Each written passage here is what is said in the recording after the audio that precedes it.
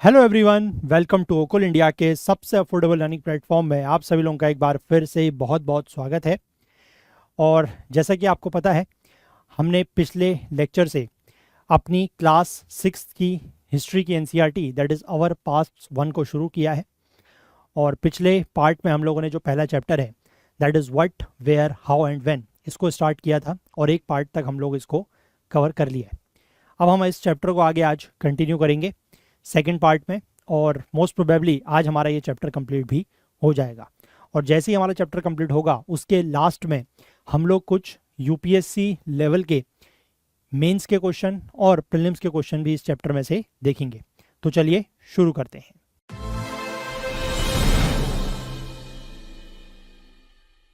तो आज हम बात करेंगे finding out about the past. ठीक है, पिछले पार्ट में हम लोगों ने ये जाना कि हिस्ट्री में हम क्या क्या चीज़ जान सकते हैं, व्हाट को हमने समझा।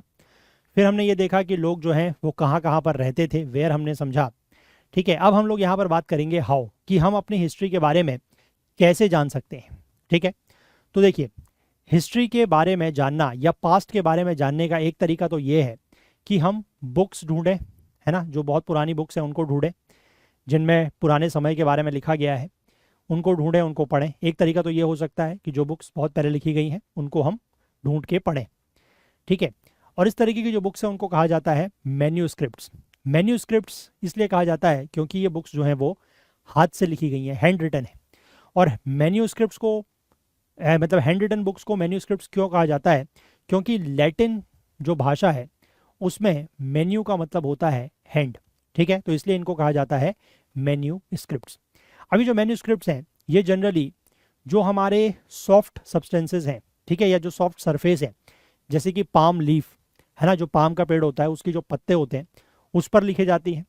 या फिर एक और स्पेशल ट्री होता है, ठीक है, एक ट्री होता है बिर्च, या इसको हिंदी में कहा जाता है भोजपत्र, है ना। उसकी जो बार्क होती है, बार्क मतलब ट्री की जो छाल होती है, ठीक है, जो बाहर की जो ट्री का स्टेम होता है उसके बाहर की जो कवर होती है उसको कहते हैं बार्क, है ना, हिंदी में उसको कहते हैं छाल। तो उस पर जो है लिखाई होती थी, है ना। और ये जो ट्री है ये स्पेशली आपका हिमालयाज में पाया जाता है, खासकर ठंडे इलाकों में पाया जाता है। तो वहाँ पर जो है इस तरीके की राइटिंग्स की जाती थी, है ना। यहाँ पर भी आपको ये दिख रहा है, ये बेसिकली एक पाम लीफ का मैन्यूस्क्रिप्ट है जो कि आज से हज़ारों साल पहले लिखा गया था, है ना। इसमें पाम लीव्स को जो है वो पेजेस की तरह कट किया गया है और उसके बाद फिर आपस में टाई किया गया है ताकि वो एक बुक का फॉर्म ले सके, और उसमें इस तरीके से लिखावट की गई है। तो यहाँ पे देख सकते हैं कि this is a hand written manuscript on a palm leaf, है ना, देख लिया आपने। इसके बाद आगे अगर हम बात करें तो ये बेसिकली जो इमेज है ये इसी बुक से ली गई है, हालांकि वो यहाँ पर नहीं है, ये आपको आगे के चैप्टर्स में मिलेगी। ये एक मैन्यूस्क्रिप्ट है जो ऋग्वेदा के ऊपर लिखा गया है ना, मतलब ऋग्वेदा का ये मैन्यूस्क्रिप्ट है, लेकिन ये बिर्च के बार्क पर लिखा गया और ये पाया गया है कश्मीर में। ठीक है, ये लगभग आज से 150 साल पहले it was use to prepare one of the earliest printed text of the Rigveda. इसी का इस्तेमाल जो है वो आज से लगभग 150 साल पहले किया गया है ऋग्वेदा का एक प्रिंटेड टेक्स्ट बनाने के लिए और उसके इंग्लिश ट्रांसलेशन के लिए। अभी ये जो है महाराष्ट्र की पुणे में एक लाइब्रेरी है, वहाँ पर इसको जो है वो प्रिजर्व किया गया है। ठीक है, आई होप आप बात समझ पा रहे हैं। तो ये भी आपको साफ साफ दिख रहा है कि this is also hand written. जो पीछे मैंने आपको दिखाया वो पाम लीफ के ऊपर है, और ये वाला जो है वो बिर्च ट्री की जो बार्क है ना, भोजपत्र का जो छाल है उस पर ये लिखा गया है। और यहाँ पर आप एक चीज़ और भी नोट कीजिए कि आपको ये किस तरीके से दिख रहा है कि देखिए यहाँ पर साइड से ये खराब हो रहा है। ठीक है, अभी इस चीज़ को मैं क्यों बता रहा हूँ ये आगे हम बात करेंगे इस पर। देखिए, अब ओवर द ईयर्स, क्योंकि ये कई 100 सालों पुराने इस तरीके के मैन्यूस्क्रिप्ट्स हैं, तो ज़्यादातर जो है वो तो इंसेक्ट्स ने खा दिए। ठीक है, इंसेक्ट्स ने उनको खा लिया है तो वो डिस्ट्रॉय हो गए हैं, लेकिन उनमें से कुछ जो है वो अभी भी सर्वाइव करते हैं। ठीक है, उनको टेम्पल्स में या मोनेस्ट्रीज वगैरह में जो है वो सेफली प्रिजर्व किया जा रहा है ना। जैसे हमें पता है कि जैसे वेदा है ना, जैसे ऋग्वेद हैं या कोई भी और वेद हैं या कोई भी इस तरीके के हमारे जो रिलीजियस टेक्स्ट हैं, उनको काफ़ी क्या माना जाता है, जो है वो मतलब क्या है, पवित्र हैं। ठीक है, वो पूजनीय है, अडोरेबल है। तो इसलिए उनको मंदिर वगैरह में या इस तरीके के जो भी और जो आप कह सकते हैं बुद्धिस्ट जो टेक्स्ट वगैरह हैं या वो सब कुछ वो इस तरीके के मोनास्ट्रीज और टेम्पल्स में प्रिजर्व किए गए हैं। अब इन बुक्स में क्या लिखा होता था, है ना, मेन बात यह है कि इन बुक्स में लिखा क्या होता था। इन बुक्स में रिलीजियस बिलीफ्स और प्रैक्टिसेस के बारे में, मतलब जो हमारी रिलीजियस बिलीफ सिस्टम हुआ करते थे या जो रिलीजियस प्रैक्टिसेस हुआ करती थी, है ना, जिनको आप कह सकते हैं कि धार्मिक हमारी धारणाएं या जो हमारे धार्मिक रीति रिवाज हैं उनके बारे में इसमें लिखा होता था। इसमें राजाओं की कहानियाँ लिखी होती थी, उनके ज़िंदगी के बारे में, उनकी लाइफ के बारे में, मेडिसिन के बारे में लिखा होता था, साइंस के बारे में लिखा होता था, है ना। तो ये सारी चीज़ें जो हैं वो इन बुक्स में लिखी होती थी। साथ ही साथ इनमें कुछ एपिक्स जो महाकाव्य हैं, पोएम्स यानी कि कविताएं, कुछ नाटक, प्लेज, ये भी लिखे जाते थे। और इनमें से ज़्यादातर जो मैन्यूस्क्रिप्ट्स हैं वो लिखे जाते थे संस्कृत में, क्योंकि इनको जनरली जो लर्नेड लोग होते थे, है ना, जो ज़्यादा पढ़े लिखे लोग होते थे, लर्नेड लोग होते थे, उनके द्वारा लिखा जाता था और वो ज़्यादातर संस्कृत जानते थे। ठीक है, संस्कृत जो है वो उस समय की लर्नेड लोगों की भाषा हुआ करती थी। ठीक है, तो ये ज़्यादातर जो मैन्यूस्क्रिप्ट्स लिखे गए हैं ये संस्कृत में लिखे गए हैं। कुछ जो है वो प्राकृत भाषा में भी लिखे गए हैं। प्राकृत भाषा ऐसी भाषा है जो ऑर्डिनरी पीपल यानी कि जो आम जन है उनके द्वारा इस्तेमाल की जाने वाली भाषा, तो कुछ उसमें भी लिखे गए हैं और कुछ जो हैं वो तमिल में भी लिखे गए हैं। ठीक है, अब एक तो हो गए मैन्यूस्क्रिप्ट्स जिनको पढ़ के हम अपने पास्ट के बारे में या हिस्ट्री के बारे में जान सकते हैं। वहीं एक दूसरी कैटेगरी के सोर्स भी होते हैं जिनको कहा जाता है इंस्क्रिप्शंस। ठीक है, इंक्रिप्शंस क्या होते हैं? सबसे बड़ी जो डिफरेंस है बिटवीन इंस्क्रिप्शंस और मैन्यूस्क्रिप्ट्स वो यही है कि इंस्क्रिप्शंस जैसे कि मैन्यूस्क्रिप्ट जैसे कि मैंने आपको बताया कि लिखे जाते हैं सॉफ्ट सरफेस पर, है ना, पाम लीफ के ऊपर लिख लिया या जो बिर्च ट्री की बार्क है उस पर लिख लिया। लेकिन जो इंस्क्रिप्शंस हैं ये रिलेटिवली हार्ड सरफेस पर, जैसे कि स्टोन, पत्थर पर या मेटल में, इनमें लिखे जाते थे।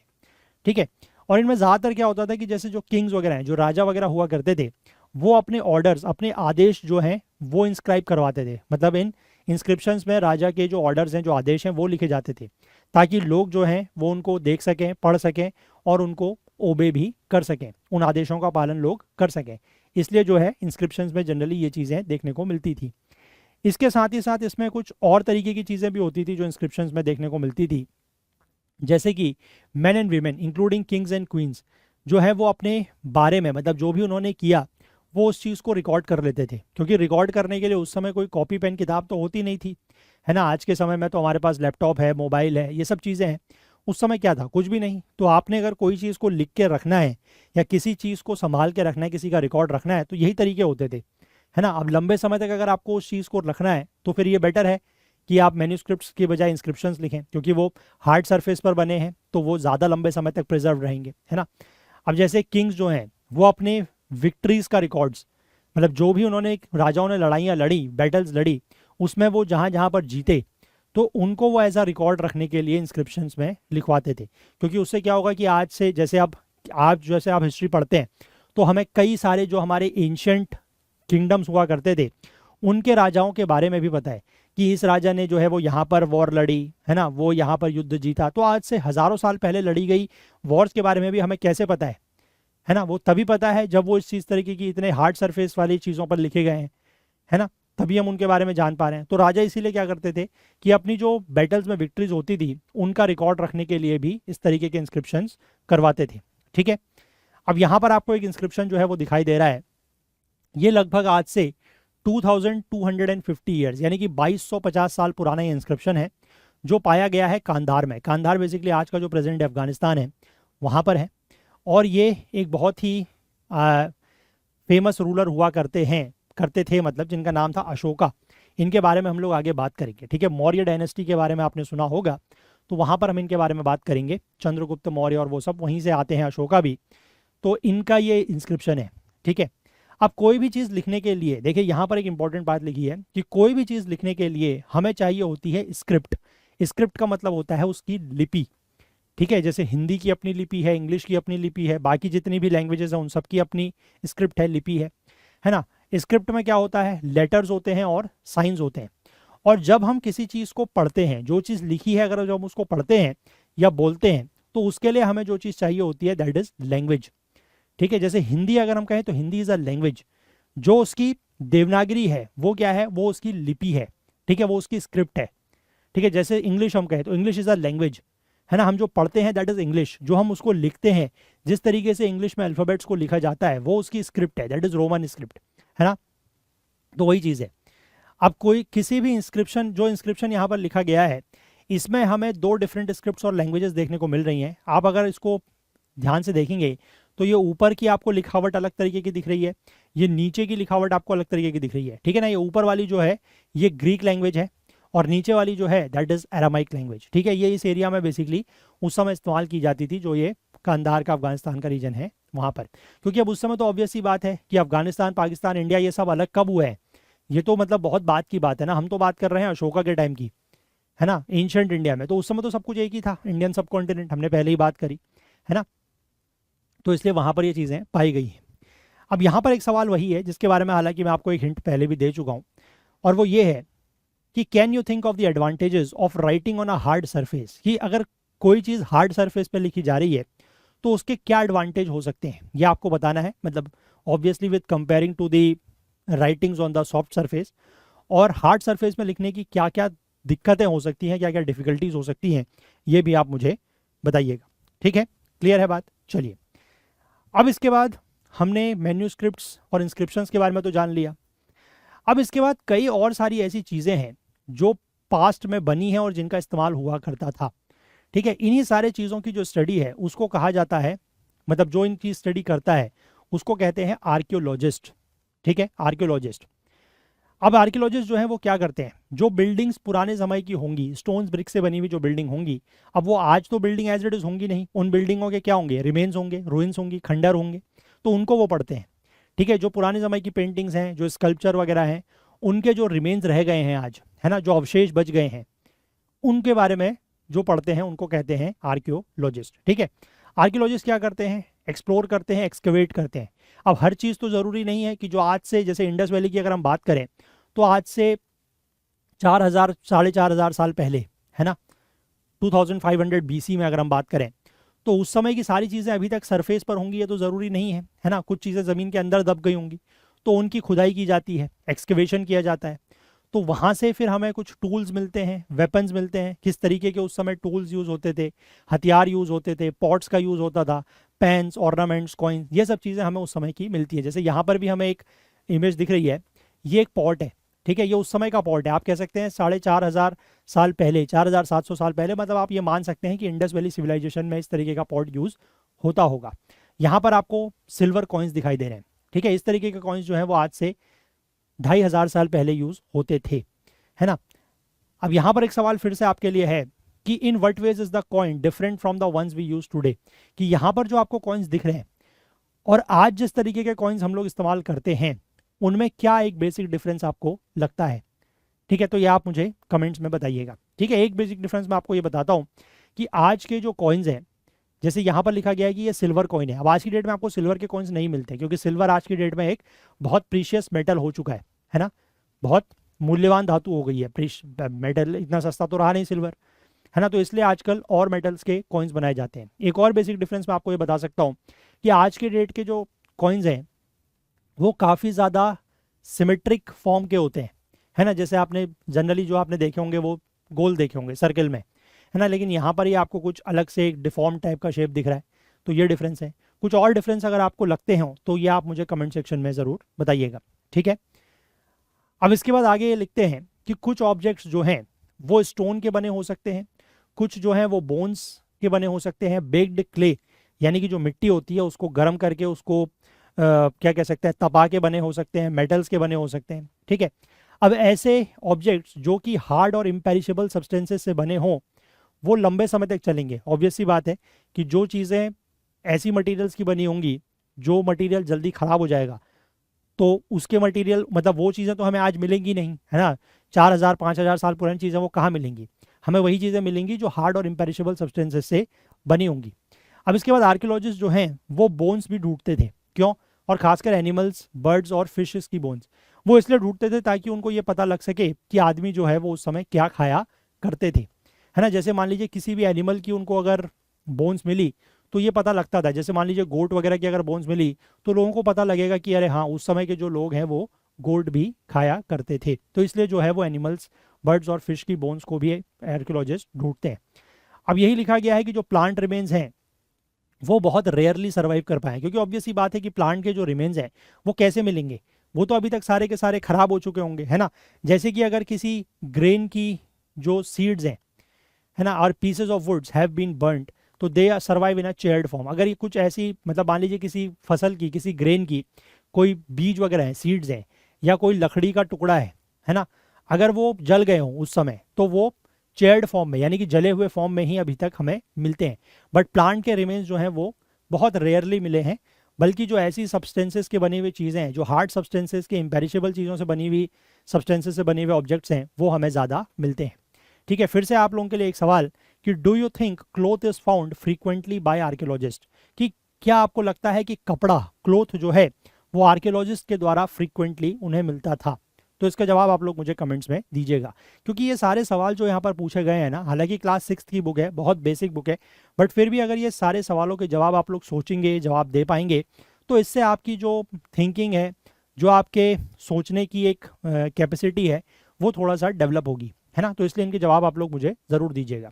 भले ही आपको क्वेश्चंस बहुत ही बेसिक लग रहे हो, लेकिन फिर भी आप लोग जवाब दीजिएगा। तो धीमे धीमे हम लोग जैसे जैसे क्लास दर क्लास आगे बढ़ते जाएंगे, तो आपकी जो थिंकिंग है, जो आपके सोचने की कैपेसिटी है, वो भी डेवलप होती जाएगी। इसके बाद हम आगे बात करते हैं। फिर बात आती है हिस्टोरियंस की। हिस्टोरियंस ऐसे स्कॉलर्स होते हैं जो पास्ट को पढ़ते हैं, ठीक है, और वो एक शब्द का इस्तेमाल करते हैं, सोर्स। सोर्स का मतलब है कि जहाँ से उनको कोई इन्फॉर्मेशन मिली है, ठीक है, जैसे मैन्यूस्क्रिप्ट से उनको कोई इन्फॉर्मेशन मिली, इंस्क्रिप्शन से मिली, आर्कियोलॉजी से उनको कोई इन्फॉर्मेशन मिली, तो कहाँ से वो इन्फॉर्मेशन मिली है उसको वो क्या कहते हैं? सोर्स। और एक बार उनको अगर सोर्स पता लग गया, तो फिर उसके बाद जो पास्ट को पढ़ना है वो एक एडवेंचर बन जाता है, क्योंकि वो उसको बिट बाय बिट रिकंस्ट्रक्ट करते हैं। क्योंकि देखो सीधी सी बात है कि अगर हम आज से 5000 साल पहले के बारे में पढ़ रहे हैं, अब हमारे लिए तो बड़ा आसान है, ठीक है, हमारे लिए, आपके लिए बड़ा आसान है, क्योंकि हम कोई भी चीज़ पढ़ना चाहें तो हमें बुक्स मिल जाती हैं, ठीक है, जो कई रिनाउंड ऑथर्स ने, स्कॉलर्स ने, हिस्टोरियंस ने लिखी हुई बुक है, वो हमें मिल जाती हैं। लेकिन आप ये समझिए कि जो हिस्टोरियन ने वो बुक लिखी है, तो क्या उन्होंने किसी दूसरी बुक से उठा के वो कॉपी पेस्ट करा होगा? नहीं, बल्कि उन्होंने खुद इन सारे सोर्सेज से, है ना, पढ़ा होगा। फिर उसके बाद एक मतलब चीज़ें उनको जो है वो ऐसी बिल्कुल सिस्टमेटिक तो मिली नहीं होंगी, है ना। उन्होंने जो भी इन्फॉर्मेशन उनको जहाँ से भी मिली, गैदर हुई, उसको उन्होंने एक जगह से एक इन्फॉर्मेशन मिली, दूसरे से दूसरी मिली, फिर उसको आपस में उन्होंने जो है वो कनेक्ट किया। तो ये सारा काम वो कर पाए हैं, और उसी वजह से हमें जो है वो ये सारी चीज़ें आज मिल पा रही हैं। तो इसीलिए ये कहा जाता है कि जो हिस्टोरियंस हैं, जो इतिहासकार हैं, और जो आर्कियोलॉजिस्ट हैं, वो एक तरीके से क्या है? डिटेक्टिव्स हैं। डिटेक्टिव्स मतलब जासूस। जैसे यहाँ पर आपको ये जासूस दिख रहा है ना, ये ग्लास पकड़ के चीज़ें ढूंढ रहे हैं, है ना। तो उसी तरीके का काम हिस्टोरियंस और आर्कियोलॉजिस्ट भी करते हैं, ठीक है, जो सभी इन सोर्सेस को इस्तेमाल करते हैं, यूज़ करते हैं, लाइक क्लूज, है ना। क्लूज मतलब एक इशारे के रूप में इनको यूज़ करते हैं, और उससे आवर पास्ट, हमारे अतीत के बारे में जानने के लिए, ठीक है। अब यहाँ पर एक बात आती है कि वन पास्ट और मेनी, क्योंकि आपने इस बुक का जो टाइटल है वो देखा होगा, दैट इज अवर पास्ट्स, ठीक है, अवर पास्ट नहीं, अवर पास्ट्स। अगर आप इस बुक का हिंदी में जो वर्जन है उसको अगर चेक करेंगे, तो उसमें ये नहीं लिखा है कि हमारा अतीत। उस टाइटल का नाम है, बुक के टाइटल का नाम है हिंदी में हमारे अतीत, ठीक है। हम आवर पास्ट की बात कर रहे हैं, यानी कि प्लूरल में बात कर रहे हैं, ठीक है। और इस वर्ड को प्लूरल में यूज इसलिए किया गया है, इस तरफ अटेंशन ड्रॉ करने के लिए, कि पास्ट जो है वो अलग अलग ग्रुप ऑफ पीपल के लिए अलग अलग रहा है, ठीक है। सबका पास्ट एक जैसा नहीं रहा है, ऑब्वियस सी बात है ना। जो हर्डर्स और फार्मर्स हैं, उनका पास्ट जो है वो किंग्स और क्वीन से अलग रहा होगा, ठीक है। जो मर्चेंट्स यानी कि जो बिजनेसमैन हैं, उनकी जो जिंदगियां हैं वो क्राफ्ट पर्सन से अलग रही होंगी, है ना। और इसी तरीके से, और आज भी आप समझिए कि अगर आप जैसे क्लास में भी एक सारे लोग पढ़ते हैं, या कोचिंग में आप पढ़ते हैं, या आप एक मोहल्ले में कई सारे लोग रहते हैं, तो क्या सबका पास्ट एक जैसा रहा है? नहीं है, है ना। तो वही चीज़ है कि सबके पास्ट अलग अलग हैं, इसीलिए यहाँ पर यूज़ किया गया है अवर पास्ट, हमारे अतीत, ठीक है। अब यही चीज़ वही कह रहे हैं कि ये चीज़ आज भी ट्रू है ना, कि लोग जो है वो डिफरेंट प्रैक्टिसेस को फॉलो करते हैं, कस्टम्स को फॉलो करते हैं in different parts of the country, तो सबके पास जो है वो अलग अलग रहे हैं, ठीक है। जैसे यहाँ पर इन्होंने कहा है कि जो लोग अंडमान आइलैंड्स में रहते हैं, ठीक है, वो अपना फूड कैसे गैदर करते हैं, है ना, फिशिंग करते हैं, हंटिंग करते हैं, या फिर जो फॉरेस्ट प्रोड्यूस है उसको कलेक्ट करते हैं। बट हम लोग तो ऐसा नहीं करते, है ना। और ज़्यादातर लोग जो शहरों में रहते हैं वो अदर्स के ऊपर डिपेंड होते हैं फूड सप्लाई के लिए। जैसे अब आप खुद ही समझिए कि अगर कोई फार्मर है जो खेती कर रहा है, एग्रीकल्चर कर रहा है, तो वो तो अपना खाना खुद प्रोड्यूस कर रहा है ना। बट क्या सभी लोग एग्रीकल्चर कर रहे हैं? नहीं। जो लोग शहरों में रह रहे हैं, जो लोग नौकरी कर रहे हैं, सर्विसेज कर रहे हैं, मैन्युफैक्चरिंग सेक्टर में हैं, तो वो क्या कर रहे हैं? वो जो किराने की दुकान होती है, जो राशन शॉप होती है, वहाँ से जाके फूड ग्रेन्स खरीद रहे हैं, है ना। तो इसलिए सबका लाइफ अलग अलग है। और इस तरीके के जो डिफरेंसेस हैं, जो अंतर हैं, वो पास्ट में भी रहा करते थे। ठीक है, इसके बाद एक और तरीके का डिफरेंस भी यहाँ पर बताया गया है। अब जैसे हमें किंग्स के बारे में, राजाओं के बारे में, और उन्होंने जो भी लड़ाइयाँ या बैटल्स लड़ी हैं उनके बारे में हमें पता है। कैसे पता है? क्योंकि उन्होंने अपने विक्ट्रीज के रिकॉर्ड रखे हैं, जो मैंने आपको पीछे बताया इंस्क्रिप्शंस में। ठीक है, अब जो ऑर्डिनरी लोग हुआ करते थे, जो आम जन होते थे, जैसे कि हंटर्स हो गए, शिकारी हो गए, फिशिंग फोक मतलब मछली पकड़ने वाले हो गए, है ना, गैदरर्स हो गए, फार्मर्स हो गए, या फिर जो पशु चराने वाले हो गए, हर्डर्स हो गए, चरवाहे जिनको कहते हैं, तो वो क्या करते थे? वो उस चीज़ का रिकॉर्ड तो रखते नहीं थे, है ना। ऑब्वियस ही बात है, क्योंकि जो राजा वगैरह थे उनके लिए तो ये बहुत बड़ी बात थी। ठीक है, कि उनको अपनी जो विक्ट्रीज वगैरह हैं उनको रिकॉर्ड रखना था। बट अब जो ये हंटर गैदरर्स हैं, फार्मर्स हैं, ये बेचारे अपना काम करेंगे, अपने सर्वाइवल के लिए जो है वो मेहनत करेंगे, या ये रिकॉर्ड्स रखने में मतलब इनका ध्यान इधर रहेगा? हो नहीं सकता। और दूसरी बात ये भी है कि इनके पास इतने, ये लोग पढ़े लिखे भी नहीं हुआ करते थे, इनके पास इतने रिसोर्सेज भी नहीं हुआ करते थे कि किसी से अपने इंस्क्रिप्शन लिखवा लें। ठीक है, तो इसलिए हमें इनके बारे में ज़्यादा पता नहीं लगता है। ठीक है, हालांकि ये लिखा गया है कि जो आर्कियोलॉजी है उससे हमें इनके बारे में जानने को थोड़ा बहुत पता लगता है, इस तरीके के लोगों के बारे में भी, लेकिन बहुत ज़्यादा पता नहीं लगता। ठीक है, क्योंकि वही बात है कि उनके इंस्क्रिप्शंस वगैरह ऐसे नहीं हैं। अब इसके बाद बात आती है डेट्स की, है ना। जैसे मैंने आपको पिछले लेक्चर में बताया था डेरियस वन के बारे में, है ना, 518 बीसी। तो वो बीसी क्या है ना, कैसे डेट्स जो हैं वो ली जाती हैं, उसकी अगर हम बात करें तो यहाँ पर ये लिखा गया है कि अगर आपसे कोई भी डेट पूछता है तो आप क्या बताते हैं? आप बताते हैं डे, मंथ और ईयर, है ना। जैसे 2000 समथिंग, जैसे आज अगर हम अभी की डेट की बात करें तो आप कह सकते हैं, लेट से कोई भी डेट आप अगर इमेजिन कर लीजिए, लेट से आप कहते हैं 15 ऑफ दिसंबर 2025, 15 दिसंबर 2025। तो इसका मतलब क्या है? आपने डे बताया, आपने मंथ बताया, आपने ईयर बताया। ठीक है, अब ये 2025 का मतलब क्या है? ये 2025 मतलब कहीं से तो जीरो स्टार्ट हुआ होगा, तभी हम लोग 2025 तक पहुंचे हैं, है ना। तो ये जो जीरो स्टार्ट हुआ है, ये बेसिकली उस ईयर से माना जाता है जब जीसस क्राइस्ट का बर्थ हुआ है। ठीक है, जीसस क्राइस्ट आप समझते हैं क्रिश्चियनिटी के फाउंडर। तो जब से जीसस क्राइस्ट का बर्थ हुआ है उस साल को माना गया जीरो, और वहां से हम जब आगे को चले हैं तो हर साल एक एक करके ऐड होता चला गया है। ठीक है, तो 2000 का मतलब वही हुआ कि 2000 years after the birth of Christ, यानी कि जीसस क्राइस्ट के बर्थ होने के 2000 साल के बाद। ठीक है, तो बर्थ ऑफ क्राइस्ट से पहले का जितना भी टाइम होता था, मतलब जैसे ये जीरो है तो इससे पहले का जो भी टाइम है उसको पीछे की तरफ को काउंट किया जाता था। मतलब नेगेटिव नहीं था, वो पॉजिटिव में ही चलते थे, लेकिन हम उसमें कहते थे BC, that is before Christ. ठीक है, जैसे अगर हम इधर को चलेंगे तो वी हैव +1, तो इधर को भी अगर हम +1 पे ही चलेंगे, बट यहाँ पे हम जितने भी साल होंगे उसको हम कहेंगे बीसी। ठीक है, और यहाँ पर एक और चीज़ है, जैसे मैंने आपको बताया कि बीसी स्टैंड करता है बिफोर क्राइस्ट के लिए। कभी कभी आप डेट्स के आगे से एडी भी लिखा हुआ पाएंगे। जैसे अगर इसी साल की हम बात करें 2025, तो इसको आप ये भी कह सकते हैं 2025 एडी। इसका मतलब क्या है? एडी का मतलब होता है एनो डोमिनी। एनो डोमिनी का मतलब होता है इन the year of the Lord. Lord मतलब क्राइस्ट। ठीक है, तो 2012 का मतलब ये हो गया कि एडी 2012। 2025 का मतलब हो गया एडी 2025। ठीक है, तो इसका मतलब नथिंग बट कि अगर आप कुछ यूज नहीं कर रहे हैं तो भी उसका मतलब वही है, अगर आप एडी यूज कर लेते हैं तो उसका मतलब भी वही है। ठीक है, मतलब बर्थ ऑफ क्राइस्ट से आगे की तरफ। ठीक है, अब इसके बाद ये जो एडी और बीसी है, इसकी जगह बाद में, क्योंकि अब देखो एडी और बीसी क्या था? Anno Domini, in the year of Lord, और बीसी मतलब बिफोर क्राइस्ट। तो ये बेसिकली रिलेटेड था किससे? This was related to Christianity. ठीक है, ईसाई धर्म से जुड़ा हुआ था। अब जैसे जैसे ईसाई धर्म पूरी दुनिया में फैलता गया तो इस चीज़ को, मतलब ये चीज़ पॉपुलराइज हुई, इस तरीके से डेट्स देखना, है ना। अब लेकिन जब बाद में फिर कहीं पर इस तरीके के सवाल उठे कि अगर हम इसको एक सेक्युलर आउटलुक दें, है ना, कि इस सिस्टम को हम एक धर्म से ना जोड़ते हुए एक सेक्युलर तरीके से देखें, तो फिर एडी को कहा गया सीई। सीई का मतलब है कॉमन एरा। ठीक है, सीई का मतलब है कॉमन एरा।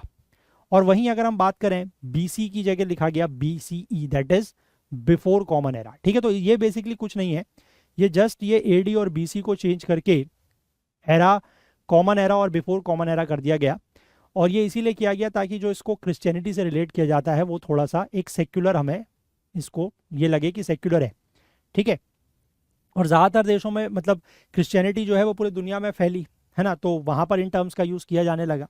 और इंडिया में भी हमने इस डेट का जो ये सिस्टम है इसको लगभग आज से 200 साल पहले जब हमारे देश में यूरोपियंस आए, है ना, ज़्यादातर वही क्रिश्चियन ही थे, तो फिर हम इसको भी फॉलो करने लगे। ठीक है, वैसे हमारे देश में आपको पता होगा कि एक और कैलेंडर हम लोग यूज़ करते हैं, दैट इज़ साका एरा, है ना, पता है आपको, साका एरा जो विक्रम संवत होता है ना, वो।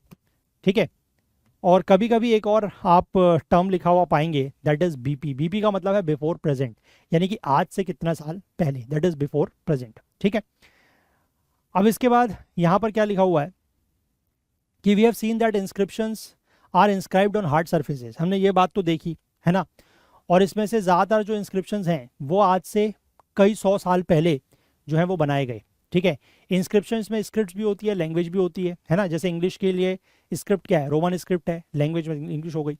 तो लैंग्वेजेस जिनका इस्तेमाल किया जाता था और जो स्क्रिप्ट्स हैं वो हमेशा से एक जैसी तो रही नहीं है ना, समय के साथ साथ बदलती रही हैं। तो कैसे जो स्कॉलर्स हैं वो क्या मतलब वो कैसे समझ पाते हैं कि जो इंस्क्रिप्शन में लिखा गया है, इसको जो है वो एक प्रोसेस हम लोग करते हैं जिसको कहा जाता है डेसिफरमेंट। डेसिफरमेंट का मतलब होता है कि जो चीज़ लिखी गई है उसको समझना, उसको डिसाइफर करना, है ना, उसको कहा जाता है डिसाइफरमेंट या डेसिफरमेंट। ठीक है, अब जैसे यहाँ पर आपको मेंशन किया गया है, एक बड़ी ही फेमस स्टोरीज हैं डिसाइफरमेंट की, वो आती है इजिप्ट से। ठीक है, इजिप्ट जो है वो अफ्रीका देश के नॉर्थ में आपको एक, मतलब जो अफ्रीका कॉन्टिनेंट है उसके नॉर्थ में एक कंट्री मिलेगी जहाँ पर किंग्स और क्वींस जो है वो आज से लगभग 5000 साल पहले रहा करते थे। ठीक है, और ये आपका बेसिकली इजिप्ट है, और इजिप्ट में भी आपको एक शहर मिलेगा दैट इज़ रोसेटा। ठीक है, यहाँ पर अगर आप ये शहर देखेंगे तो यहाँ पर आपको ये शहर मिलेगा that is Rosetta, north of Egypt में। ठीक है, यहाँ पर एक इंस्क्राइब्ड स्टोन जो है वो मिला है जिसमें इंस्क्रिप्शंस हैं in different languages, 3 different languages में स्क्रिप्ट है उसमें, लैंग्वेज और स्क्रिप्ट में, दैट इज़ एक ग्रीक है और 2 फॉर्म्स जो हैं वो इजिप्शियन लैंग्वेज के हैं यहाँ पर। ठीक है, और वहाँ पर आपको एक टर्म और भी मिलेगा दैट इज़ कार्टाउच। ठीक है, कार्टाउच बेसिकली क्या होता है कि जहाँ पर किंग्स और क्वींस के जो नेम्स हैं ना वो एक लिटिल फ्रेम में इनक्लोज होते हैं, जैसे यहाँ पर आपको ये दिख रहा है, दिस इज़ अ कार्टाउच। ठीक है, मतलब इसका मतलब ये है कि जो भी चीज़ इसके अंदर लिखी गई है वो कुछ स्पेशल है। ठीक है, उसको स्पेशली प्रोटेक्ट किया गया है, तो that is known as a cartouche.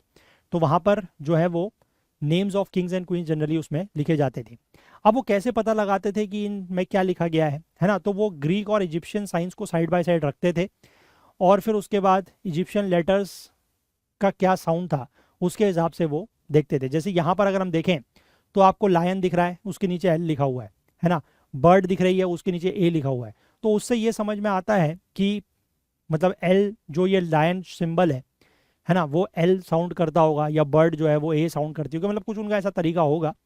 तो उससे हम लोग फिर पता लगा पाते हैं कि इंस्क्रिप्शंस वगैरह में क्या चीज़ लिखी गई है। ठीक है, तो this is all about this chapter. जो भी दिया गया है वो हमने इस चैप्टर में कवर किया है। और मैं आपको एक बात फिर से ये याद दिला दूं, हालांकि मैंने आपको इंट्रोडक्शन वाले वीडियो में बताया था कि हम यहाँ पर जो भी एनसीईआरटी की बुक्स कवर कर रहे हैं ये 2021-22 सेशन की है। ठीक है, क्योंकि उसके बाद की एनसीईआरटीज जो हैं वो रैशनलाइजेशन के नाम पे उसमें सिलेबस वगैरह में थोड़ा सा जो है वो कम किया गया, सिलेबस कुछ चीज़ें हटा दी गई हैं। तो हमारे लिए फ्रॉम द यूपीएससी पर्सपेक्टिव वो ज़रूरी नहीं है, हमें इम्पॉर्टेंट वही पढ़ना है जो ऑलरेडी बुक्स में था पुराने। ठीक है, तो 21-22 की बुक हम लोग पढ़ रहे हैं और अभी की अगर हम बात करें तो इस साल से तो बुक्स में काफ़ी कुछ बदलाव हो चुके हैं। ठीक है, तो हम वैसे नहीं पढ़ेंगे, हम लोग चीज़ों को डिटेल में पढ़ेंगे। तो 21-22 की जो बुक्स हैं वो हम लोग फॉलो कर रहे हैं, मैं आपको फिर से बता रहा हूँ। ठीक है, किसी को अगर डाउट हो कि ये कौन सी बुक्स हम लोग फॉलो कर रहे हैं तो वो मैं आपको बता रहा हूँ। और ये भी ध्यान रखिएगा कि इसके नोट्स वगैरह जो है वो आपको मिल जाएंगे हमारी वेबसाइट से, वहाँ से आप ले सकते हैं। ठीक है, तो चलिए हमारा चैप्टर कंप्लीट हो गया। अब इसके बाद हम लोग कुछ यहाँ पर क्वेश्चंस जो हैं वो डिस्कस करते हैं। ठीक है, तो with reference to the early history of Indian subcontinent consider the following pairs. ठीक है, कुछ साइट और रीजन हमें दिए गए हैं और उनकी सिग्निफिकेंस बताई गई है, जैसे Narmada valley the first cities on the bank of a river, Sulaiman and Kirthar hills earliest areas where crops like wheat and barley were grown, Magad the region where rice was first grown, Indus and its tributaries that is location of first big kingdom। तो आपको बताना है कि इनमें से कितने pair जो हैं वो करेक्टली मैच्ड हैं। ठीक है, तो इन क्वेश्चंस का फ़ायदा तब है जब आप वीडियो को पॉज करें और इनका जवाब दें और फिर उसका आंसर चेक करें। तो अगर हम पहले ऑप्शन की बात करते हैं तो Narmada valley first cities on the banks of a river, ठीक है, ऐसा तो नहीं है। ठीक है, फर्स्ट सिटीज़ नहीं है, वहाँ पर पहले सेटलमेंट्स पाए गए थे जहाँ पर हमने हंटर गैदरर्स की बात की थी, बट पहली सिटीज़ नहीं है। फर्स्ट सिटीज़ तो मैंने आपको बताया था कि 4700 साल पहले कहाँ पर डेवलप हुई हैं, कहाँ पर डेवलप हुई है, इंडस वैली में, है ना, इंडस नदी के पास। तो ये तो गलत हो गया पहला वाला। सेकंड लिखा है सुलेमान और करथार जहाँ पर वीट और बार्ले के एविडेंस मिले हैं। यस, ये बात हमने देखी थी लगभग आज से 8000 साल पहले, है ना, 8000 ईयर्स अगो ये चीज़ हुई है, तो ये करेक्ट है। थर्ड बात करें मगध, यहाँ पर फर्स्ट राइस ग्रोन के एविडेंस नहीं मिलते हैं। फर्स्ट राइस ग्रोन के एविडेंस मैंने आपको बताया नॉर्थ ऑफ विंध्यास में, है ना, लाहौरा देव यूपी में, वहाँ पर मिलते हैं, तो ये भी गलत है। Indus and tributaries location of first big kingdom, तो बेसिकली मगध जो है वो फर्स्ट बिग किंगडम है। इंडस और ट्रिब्यूटरीज में क्या है, इंडस और ट्रिब्यूटरीज में तो फर्स्ट सिटीज, ये वाला जो पहला पॉइंट दिया हुआ है वो है, तो ये भी गलत है। ठीक है, तो इसके अकॉर्डिंग सिर्फ एक ही सही है, that is only one pair is correct and that is this second one. ठीक है, चलिए सेकंड क्वेश्चन देखेंगे। Consider the following statement regarding the sources for reconstructing Indian history. Manuscripts are generally written on soft surfaces like palm leaf or the birch bark of a birch tree, बिल्कुल सही है। Second है कि inscriptions are writings on relatively hard surfaces जैसे कि stone और metal, ये भी बिल्कुल सही है। और तीसरा लिखा है, बड़ा इंपॉर्टेंट पॉइंट है, study of old writings used in an inscriptions and old records is called epigraphy, ये गलत है। व्हाई? बिकॉज एपिग्राफी का मतलब होता है जो हम इंस्क्रिप्शंस को रीड करते हैं। ठीक है, study of inscriptions is called epigraphy, बल्कि इंस्क्रिप्शंस में जो राइटिंग्स लिखी गई हैं, है ना, उसकी अगर हम स्टडी करते हैं तो उसको कहा जाता है पेलियोग्राफी। ठीक है, इसको टर्म को आप नोट डाउन कीजिएगा कि जो राइटिंग है, जो पुरानी राइटिंग्स हैं, उनको जो पढ़ा जाता है ना, उनको डिसाइफर करने के लिए पढ़ा जाता है, उसको कहते हैं पेलियोग्राफी। लेकिन जो हम इंस्क्रिप्शंस को स्टडी करते हैं उसको कहते हैं एपिग्राफी। ठीक है, तो only 1 and 2 are correct, so answer is option C. ठीक, इसके बाद आगे बढ़ते हैं, नेक्स्ट क्वेश्चन देखते हैं। Arrange the following historical events in the correct chronological sequence from the earliest to the latest. Beginning of agriculture in the Sulaiman and Kirthar hills, ये तो मैंने आपको बताया लगभग 8000 ईयर्स एगो। ठीक है, 8000 साल पहले ये हुआ है। इसके बाद development of cities in the Ganga valley and the emergence of the big kingdom of Magadh, ये आज से लगभग 2500 ईयर्स एगो, है ना। इसके बाद rise of first cities on the banks of Indus and tributaries, ये उससे भी पहले हुआ है, 4700 साल पहले, है ना। और peoples living on the banks of Narmada river as skilled gatherers and hunters, ये बहुत पुरानी बात है। ठीक है, ये आप कह सकते हैं सबसे पुरानी बात है कि पहले लोग नर्मदा के पास आए, फिर ये सिटीज़ डेवलप हुई इंडस के पास, है ना, फिर गंगा के पास सिटीज़ डेवलप हुई, मगध आया, और ये चीज़ उससे पहले हुई है। तो सबसे पहले अगर हम बात करें तो 4 आएगा सबसे पहले, then you will have 1, then you will have 3 and then you will have 2। तो करेक्ट ऑर्डर बनेगा 4 1 3 2, दैट इज ऑप्शन ए। ठीक है, चलिए, तो ये एमसीक्यूज हो गए इस तरीके के। और यहाँ पर मैं आपको एक मेंस का क्वेश्चन दे रहा हूँ, इसको भी आप ट्राई कर सकते हैं कि study of Indian ancient Indian history relies on a variety of sources that reveal the transition of communities from mobile food gatherers to settled food producers and the rise of first kingdom. ठीक है, कि मतलब Indian history, ancient Indian history की जो study है वो किन चीज़ों पर निर्भर करती है, कई सारे सोर्सेज हैं। ठीक है, जो ये बताती है कि कैसे जो कम्युनिटीज़ हैं वो पहले फूड गैदरर्स हुआ करती थी, मोबाइल फूड गैदरर्स मतलब एक जगह से दूसरी जगह चलते थे वो लोग। उसके बाद फिर वो लोग धीमे धीमे सेटल्ड फूड प्रोड्यूसर्स हो गए कि एक ही जगह पर रह के उन्होंने एग्रीकल्चर करना शुरू करा। फिर उसके बाद किंगडम्स वगैरह राइज हुए, नए नए बड़े बड़े किंगडम्स आए, है ना। तो ऐसी हिस्ट्री को हम लोग पढ़ते हैं। तो इस स्टेटमेंट की लाइट में हमें ये बताना है, identify the 2 principal categories of historical sources and explain how they complement each other in reconstructing the past. ये 2 principal categories of historical sources क्या हैं, मैन्यूस्क्रिप्ट्स और इंस्क्रिप्शंस। ठीक है, तो उन्हीं के बारे में बात कर रहा है और कैसे वो एक दूसरे को कॉम्प्लीमेंट करते हैं इन रिकंस्ट्रक्टिंग द पास्ट। तो इसको आप 100 वर्ड्स में लिखने की कोशिश कर सकते हैं। इसके बाद अगला लिखा है, analyse the geographical factors highlighted in the early historical accounts that influence the initial stages of agriculture and the emergence of early cities in the subcontinent. कि ऐसे ज्योग्राफिकल फैक्टर्स को एनालाइज करें जो कि अर्ली हिस्टोरिकल अकाउंट्स में मिलते हैं, जिसकी वजह से जो इनिशियल स्टेजेस ऑफ एग्रीकल्चर है वो इन्फ्लुएंस हुआ है और कैसे जो अर्ली सिटीज़ हैं वो इमर्ज हुई हैं। तो इसको आप 150 वर्ड्स में लिखने की कोशिश कर सकते हैं। ठीक है, यानी कि दोनों क्वेश्चन को मैंने कंबाइन करके 250 वर्ड्स 15 मार्क्स कर दिया है। तो आप चाहें तो इसका जवाब दे सकते हैं, है ना, फिर उसको हम चेक करने की कोशिश करेंगे। ठीक है, चलिए, तो इसी के साथ हमारा ये चैप्टर जो है वो कंप्लीट हो गया। तो आप लोगों ने 2 पार्ट्स में पूरा चैप्टर पढ़ लिया, इसके लिए आप लोगों का बहुत बहुत थैंक्स मैं कहूँगा। अगर पीडीएफ नोट्स की आपको ज़रूरत है तो पूरे इस सभी चैप्टर्स की जो पीडीएफ नोट्स है वो आपको हमारी वेबसाइट okul.co पर मिल जाएगी। ऐप पर भी आप जा सकते हैं, वहाँ से भी ले सकते हैं। और अगर इस चैनल को अब तक आपने सब्सक्राइब नहीं किया है तो वो ज़रूर करें। अगर आपको वीडियोस पसंद आ रहे हैं तो प्लीज़ लाइक ज़रूर करें, ज़्यादा से ज़्यादा शेयर करें और अपने फीडबैक भी हमारे साथ ज़रूर शेयर करें। तो चलिए इस वीडियो में हम लोग इतना ही रखते हैं। अगले वीडियो के साथ हम लोग नेक्स्ट चैप्टर जो है सेकंड चैप्टर उसको स्टार्ट करेंगे। तब तक के लिए अपना बहुत बहुत ध्यान रखें। Please do take care of yourself. Thank you. Have a nice day. Bye bye.